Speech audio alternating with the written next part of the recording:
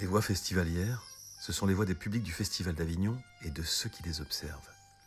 Il y a les données statistiques bien sûr, mais il y a la chair des spectateurs et le grain de leur voix. Vous vous apprêtez à les entendre, ces voix de festivaliers ordinaires et extraordinaires, par l'entremise de textes qu'ils ont écrits ou qui les décrivent. Ces textes sont des sociogrammes, des extraits de thèses, d'ouvrages, d'entretiens et de notes issus des cahiers d'observation des chercheurs présents sur le terrain du Festival d'Avignon depuis plus de 20 ans. Ils nous racontent comment des spectateurs prennent place et prennent leur place dans l'espace festivalier.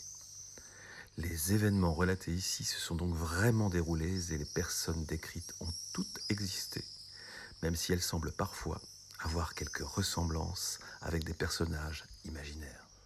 Aujourd'hui, Zoé Lagnès lit un extrait de son mémoire intitulé Réinventer et perpétuer la mythologie des festivals en confinement, une nouvelle proximité.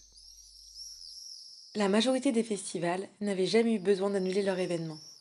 Même lors de la crise des intermittents, en 2003, le Festival Off d'Avignon a eu lieu.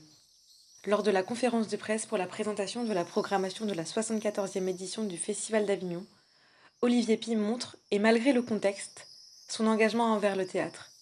Il a toujours pensé qu'il fallait que le rideau se lève, et que rien ne doit empêcher cela, si ce n'est la vie elle-même. Comment, dans cette situation, continuer à proposer cette culture qui semble si importante ? Les commerces et autres lieux jugés non essentiels sont restés fermés depuis le 16 mars au 15 mai, et aucun festival ne pourra se tenir pendant l'été 2020. Le seul outil qui semble être à la disposition de tous est le numérique. Alors que l'on a souvent fait le reproche au numérique d'éloigner les personnes, de les détourner de la vraie vie, on leur recommande maintenant de faire des Skyperos, des Netflix parties, afin de garder le lien social. La nouvelle proximité serait celle des réseaux sociaux, à défaut d'être celle d'autrefois. Il existe cependant une autre proximité. Il s'agit de celle de l'intérieur.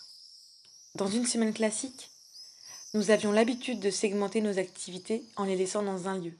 L'école se passe à l'école, le travail au travail, le café au café et le concert dans une salle de concert. Pendant 8 semaines, tout a été centralisé dans un lieu, à l'intérieur de chez nous. Ainsi, dès que nous faisons une activité nécessaire, une réunion pour le travail ou de loisirs, nous les faisons entrer dans notre chez nous. La maison est un endroit intime, qui répond également à des codes.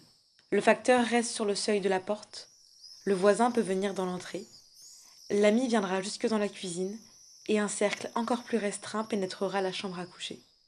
Alors que pendant cette période, notre supérieur ou l'ami d'un ami lors d'un anniversaire en ligne sera dans notre salon, notre cuisine, notre bureau, notre chambre, en fonction de l'organisation de notre maison. La proximité est faite par une entrée forcée, ou sens où nous n'avons pas le choix, dans notre intimité. Pendant cette période, il y a également une proximité dans le rythme de vie. Si nous avions tous des vies assez variées, lorsque nous sommes retrouvés arrêtés, nous nous retrouvons vite autour d'activités communes. Beaucoup se sont retrouvés à tenter des folies capillaires, certains se sont mis à faire du pain, et d'autres du yoga. Il fut difficile d'éviter de se retrouver confrontés à l'impératif de productivité pendant cette période. Il fallait faire quelque chose. Nos inquiétudes ont également convergé vers une seule chose, la Covid et la gestion de la crise sanitaire. Cette inquiétude se révèle notamment à travers les chiffres d'audience pour l'allocution d'Emmanuel Macron du 13 avril 2020, qui a réuni plus de 36 millions de spectateurs. Cela rejoint les chiffres de l'étude sur les Français pendant le confinement.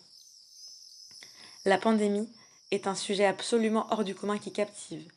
7 Français sur 10 suivent l'actualité plus que d'habitude. 71% des personnes interrogées affirment regarder davantage les informations. Le confinement a modifié nos rythmes et nos habitudes. Le déconfinement les modifiera encore, mais rien ne peut prédire de quelle manière. Celui-ci est encore plus inédit que le confinement, si bien que le mot est un néologisme qui n'est encore référencé dans aucun dictionnaire.